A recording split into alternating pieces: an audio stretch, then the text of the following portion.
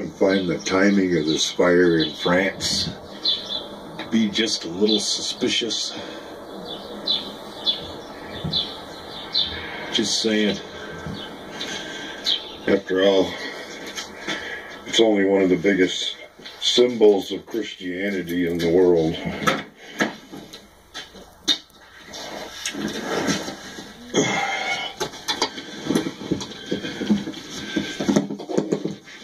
Try and do all this on the fly, so you're just going to have to bear with me or don't watch.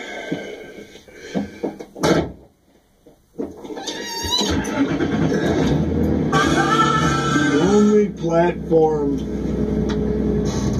that I deal with on the internet, and I do this on purpose, is YouTube. I've been on Instagram, I've done the Facebook thing, and all that.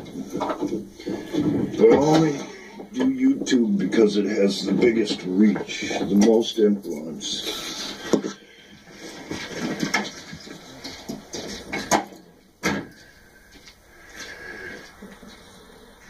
And YouTube, quite literally, is, at this point, is guilty of false advertising.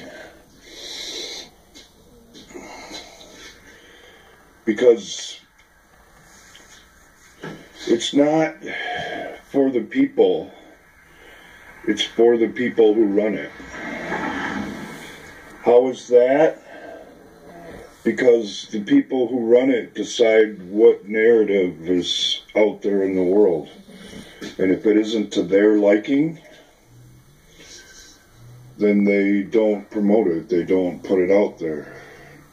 As a matter of fact, and that's part of their designed control mechanism. So this big Venus flytrap they're all trying to suck us into can close around us. So no matter how you look at this, even if you're not looking at this, there's a repair that needs to be done. Something has gotten into the engine that makes this country run.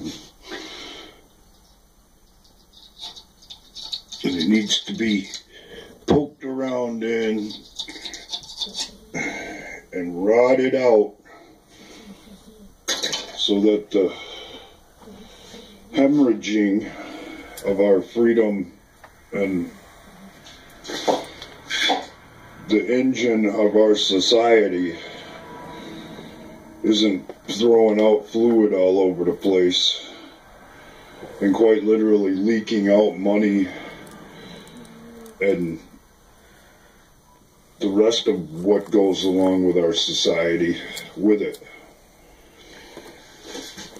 I believe the repair is already underway, but it'll go a hell of a lot more smoothly if other people would see it too. And at the very least, acknowledge the work that's been done already. And I get it. Very little of this has anything to do with fun. There aren't too many laughs or smiles that go along with this subject.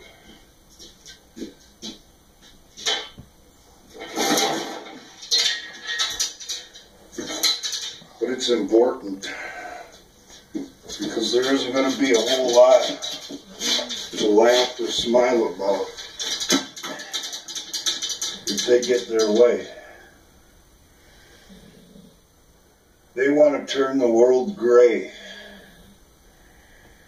and make life so bland and uninteresting that it's hardly worth living.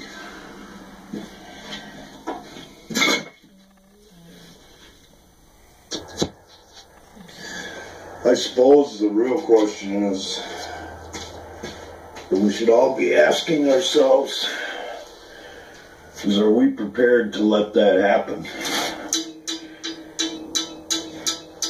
Or are we willing to identify the problem, get a little creative,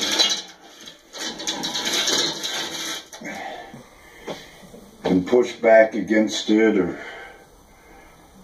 raise awareness of it to everybody else. Because there's so many people, and this has been one of my biggest frustrations in all of this,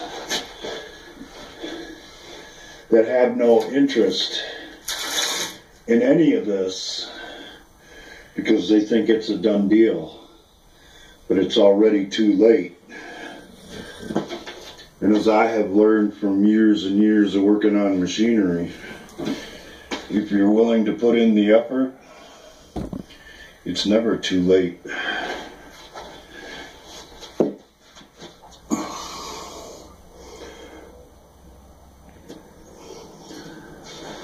But there is no manual for this repair.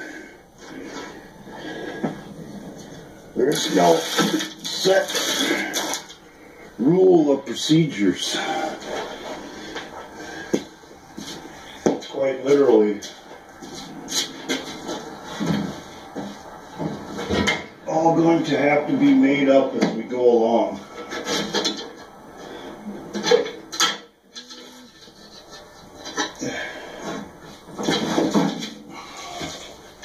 You can plan ahead, you can think out the next move. But it's all being done based on creativity and willingness to do the repair. And that's where we come in. Because if we're not willing to get involved, speak our minds, and just put our heads down and roll with the narrative provided, more than likely the repair will never get done. And to preserve what we have, it has to be done. Or you'll be missing what you had when it didn't.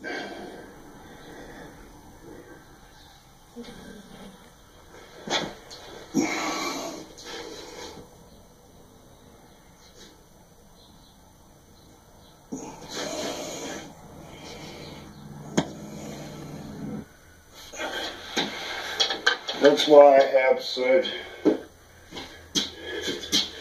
and will continue to say, what's your truth? Not what everybody else says, what's your truth? And what are the implications of truly believing that it's hopeless?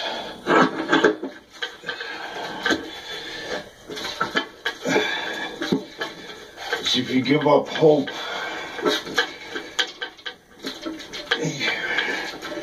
you basically give up the whole ballgame.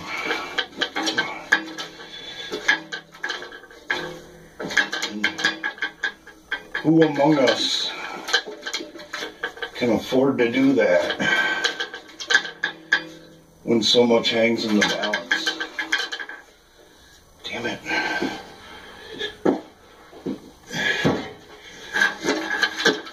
We ought to know better by now. Because we experience it all the time in our own personal lives. We see it in the world.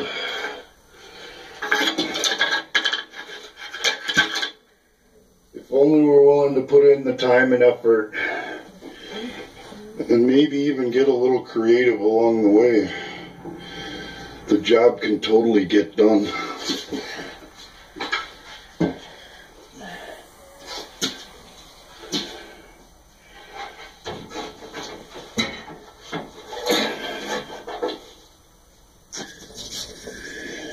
Yeah, I get it. It's too hard. I ain't never done nothing like that before. Or all the other cop-outs that a lot of people, darn it, are willing to use so they don't have to get involved. But how would that have worked out when it came time to learn how to ride a bicycle? If you weren't willing to work at it, study on it, you'll never get to ride.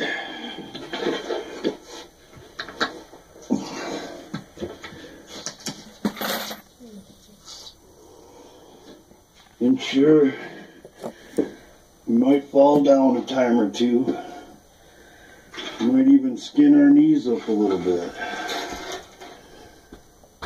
But this ride is worth taking. It's worth preserving. And anybody who says different is either on the wrong side. Oh my goodness. We're a total fool.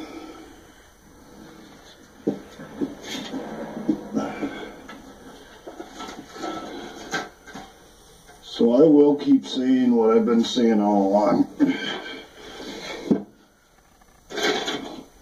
They want your creativity. They want you to feel that your opinion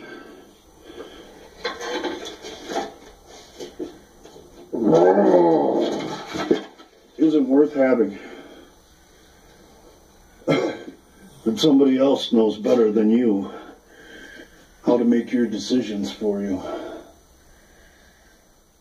And that's one of the things that I like about our current president. At the very least, he's trying to give us options.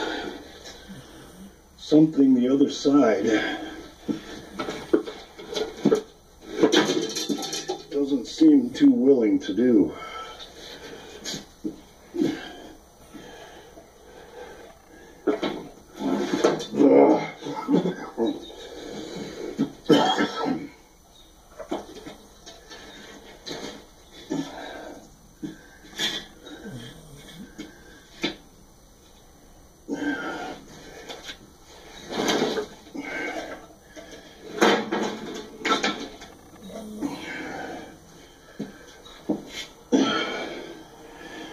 There ain't nothing to it but to do it.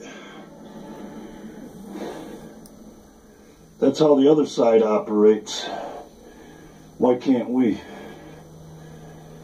That's how they get young people who've been educated in a skewed system to institute their policies.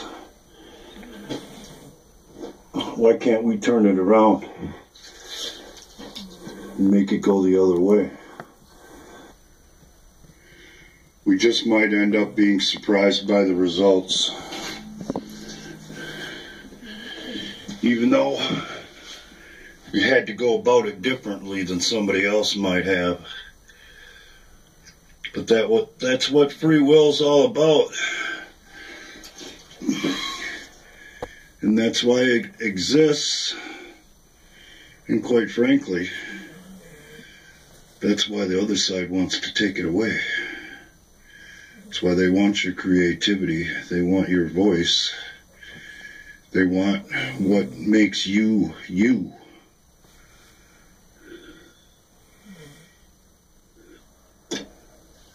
Are you prepared to give that to them?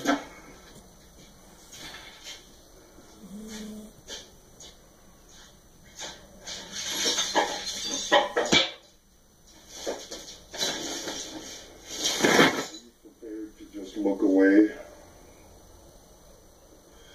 because somebody else has said it's not popular. Somebody else is labeled get this, that, or the other thing. You're gonna keep doing the same old things and do like I've seen a lot of customers do throughout my career and just pretend it's not a problem. Until it is a problem,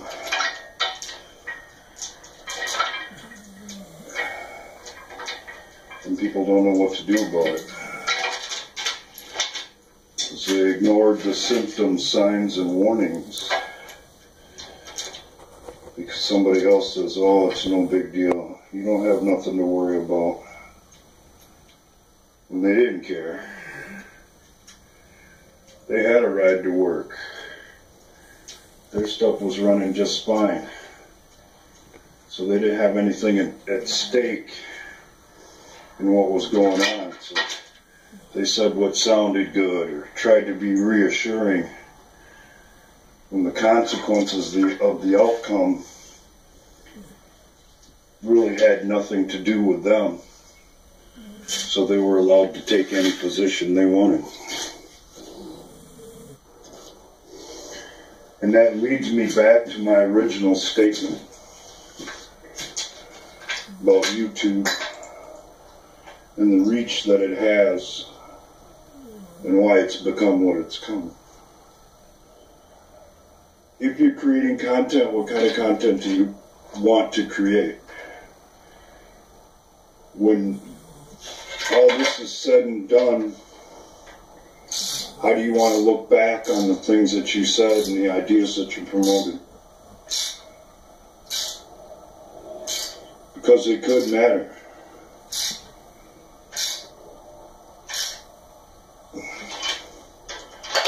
And I'm not calling out anybody in particular, even though I probably could. I'd just like to bring that to everybody's attention so that they could proceed forward in the best way that they see fit. In what might be the best way to benefit us all, instead of just producing the same old things. Just calling what you're used to or what's your norm good enough. When there's work to be done, and by taking that attitude could totally determine the outcome of the repair. And whether it turns out successful or not. Darn it again. Yeah, I know what you're thinking. What kind of difference can you make? Well, how will you ever know if you're not willing to try?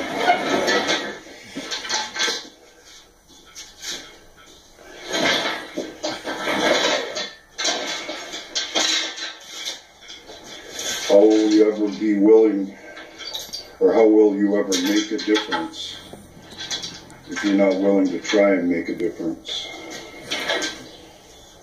And I'm sure a lot of you be more than happy to use the excuse, well, I'm just a small channel. What difference could I really make? I could use my channel as an example. I have what I consider to be one of the most unsuccessful channels on YouTube, by accident or design. But if everybody takes the time to throw a few pennies in the bucket of freedom, eventually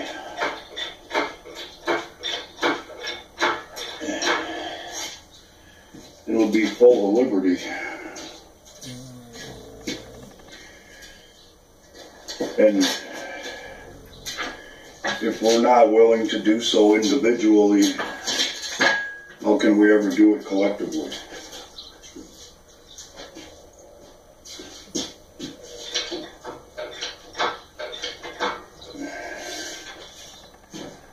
We're not willing to stand up for the things that we say we believe in. How does it make us any better than the people who are trying to take all that away?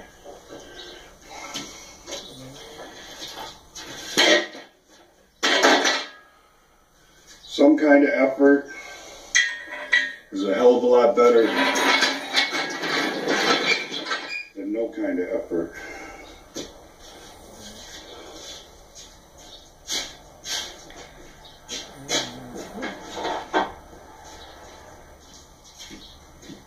Some kind of hope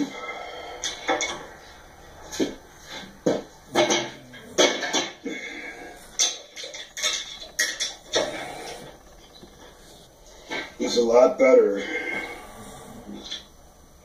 than no hope at all.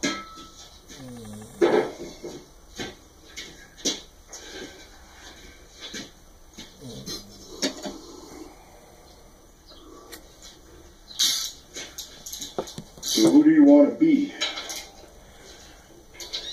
You want to be that person that's more than happy to promote the idea of hopelessness? That only breeds upon itself. Or do you want to try to look at the positive steps that have been taken to undo all of this and react accordingly? Because in the end, it isn't up to any one president. It isn't up to any one administration. Collectively, we all have let this happen by not taking an interest in preaching the idea that it's the same old game, when it would have never happened had people not taken that attitude.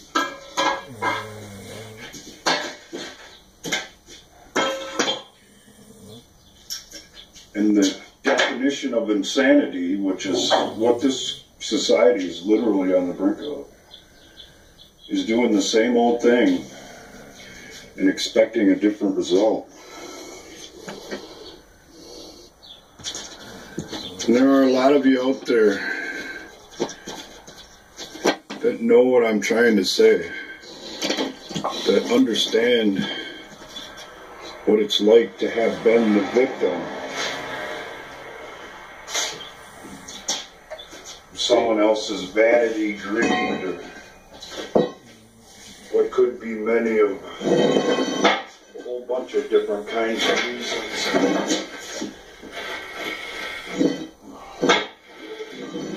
You even know what it takes to change it, because you experienced it in your own life and had to take steps and make it so that you weren't the victim anymore.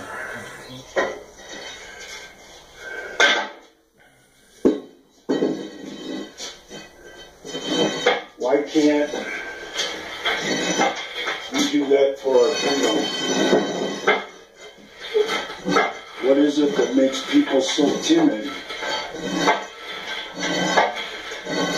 that they're unwilling to take action, get involved, or even try to educate themselves on the subject? And a lot of us know that's only going to make it so we can be victimized more.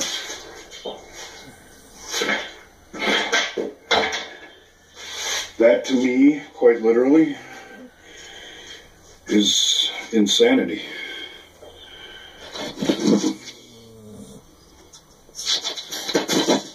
So just who is it we want to be as a people? Do we want to be so shy and timid that just anybody can come along and take advantage of us?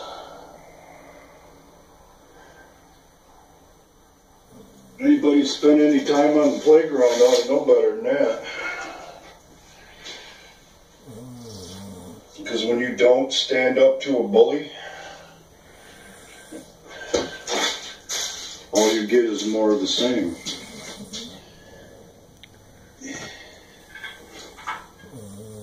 If you put up with somebody stealing your lunch money,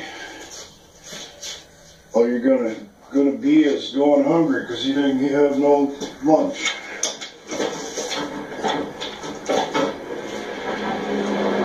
Yet, as a society, that's exactly what we're doing.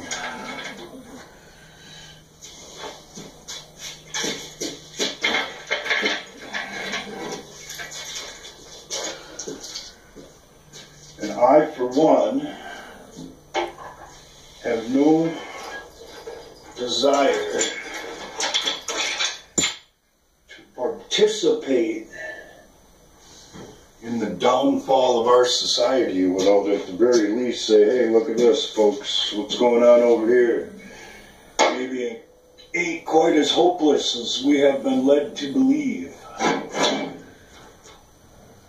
Or maybe we shouldn't take that attitude because it only works in the other guy's favor.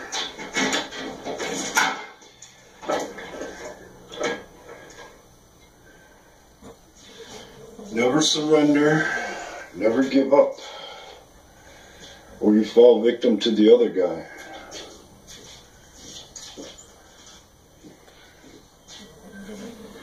I know what that's like, and I am certainly not prepared to let that happen again in my life.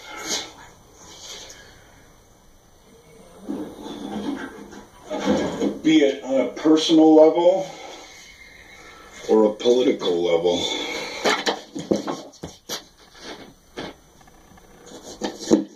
But just like you, I never wanted to be involved in any of this shit.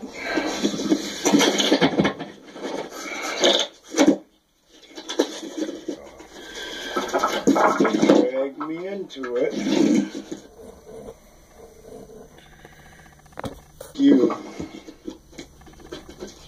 I never wanted to be involved in any of this shit.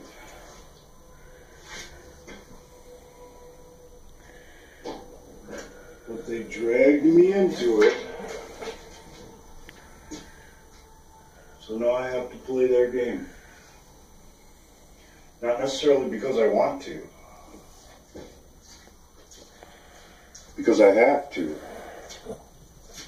There's just too much at stake. All you have to do is look at what they're trying to do and have done to Europe. And if that's allowed to happen here, it's only going to get worse. And it'll never get better without a major revolution.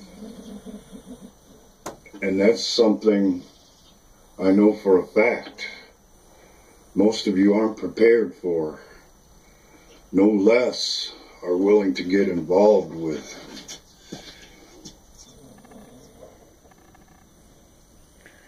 So I suppose, who do you want to be in this story? You want to be the hero, the villain, or the victim? Because even the people who are making it possible for all of this to be put into place and to happen, what they don't realize yet is that they're going to be the victim too. They're merely useful tools to accomplish what somebody else would like to accomplish. So when is it you decide to step outside the box and do what needs to be done? Because that's what needs to be done. I'm doing what I can in my own way. I'll be more than happy to pitch as many pennies in the bucket of freedom as I can, so that eventually it'll be filled with liberty for all of us. See you next time.